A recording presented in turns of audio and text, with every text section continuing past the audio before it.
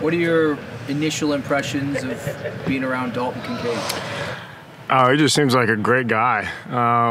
Someone I'd probably hang out with outside of football. That's honestly one of the biggest things I've been thankful for is just he's a down-to-earth guy, seems genuine, gets along well with everybody. So, yeah, he's first impression is just a good dude. You mentioned last year when OJ was brought in and even with Tommy around what 12 personnel and adding putting two of you out there at the same time could do for you. What do you think Dalton's specific skill set can do paired with yours on the field at the same time? He already has great vision of what the defense is doing. Great hands, great route running capability, really well polished for coming out of college. He was telling me today that he had like 16 catches in one game in college. I think that was like my whole senior year. So, yeah, very, very impressive, just well-rounded. And I think he's going to be a reliable target, too. So it's going to be awesome bringing him in the box, running the ball some. And then if we're both out there at the same time, creating some mismatches, get one of us on a linebacker. So I think the more 12 personnel, the more multi-tight end sets you can run, the more versatility you're going to have on the offense. So it's going to be pretty good. I guess you kind of partially answered. I was going to kind of go there, but like when they make that pick, right, and you hear that, and I realize you're working through a lot of that right now, so you can't be super specific, but kind of in layman's terms and kind of in theory, why is that so difficult to defend, the 12 personnel, and what dimension does that add to this offense? Yeah, because I just think the defense has an extra level of, trying to figure out what we're going to do. Sometimes if people bring in two tight ends, they know they're going to run the ball. But when you got another passing threat like Dalton in the game, we could easily line up four wides, go split out, both of us in the slot, and, work some matchups against linebackers, against some safeties. So it just kind of keeps the defense guessing. And then if we bring us both in the box, the run game's going to be pretty strong too. Our backs have been pretty great this far. So I think it's just an extra level of difficulty of the defense not quite knowing what's going on. Each position has its inherent challenges as you make the jump from college to the pros. Tight end seems to be extra.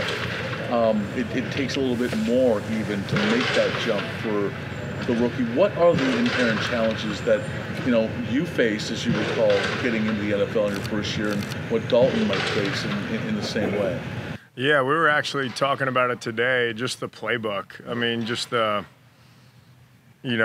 how much there is. It's like trying to drink from a fire hose, In college, I feel like our playbook was maybe 20 to 25 plays. It was all up-tempo, signals. I don't know what his was like, but it was really just trying to figure out where to get lined up, what cadence we're going on, if we have to shift or not, and then knowing all the different concepts. So really the biggest challenge for me was the playbook. And I was talking with him today, too, and that's kind of been his biggest focus, too, because it's almost like a foreign language sometimes, because it could be a 15-word play call, and you're trying to figure out which words are talking to you, what words mean something to the other guys, and then, all these different alerts and stuff. So just trying to stay on top of the playbook, I think, is the biggest adjustment. Also the blocking scheme, I mean, you do a little bit more blocking, I'm assuming, here at this level, and the tight ends has to do a lot more. Oh, for sure. Just, that's why I think it's the most fun position on the field, because we get to do a little bit of everything. You can go drive a guy into the ground one play and go catch a touchdown the next. So just having those weapons in your tool belt's pretty fun.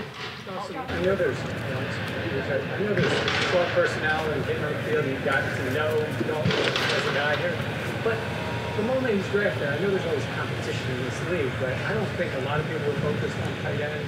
And then you're sitting there and going, tight end in the first round. What was your initial?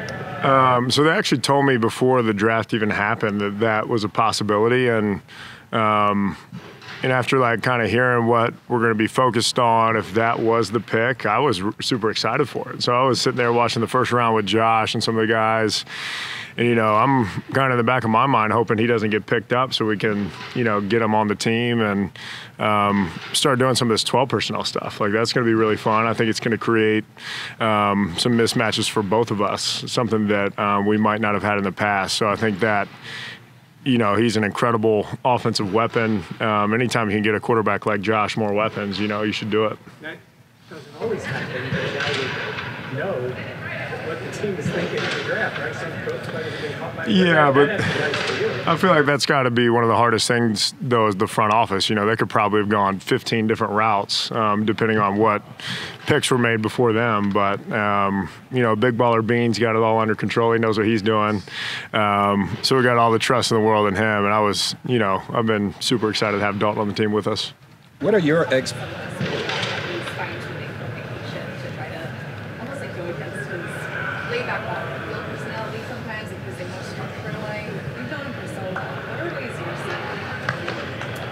just being more intentional with some of the new guys, is kind of bringing them to the side. Like, if the twos are going and Josh is done for that period, he can bring one of the receivers up next to him and kind of go through certain signals or certain calls that he might give up at the line of scrimmage. Just kind of being more direct with some of the guys on just specifics of whether it's a hand signal when he sees a certain coverage, or whether it's, if there's a hot route because of a blitz or a pressure, what he expects in terms of eyes, when to look back at him.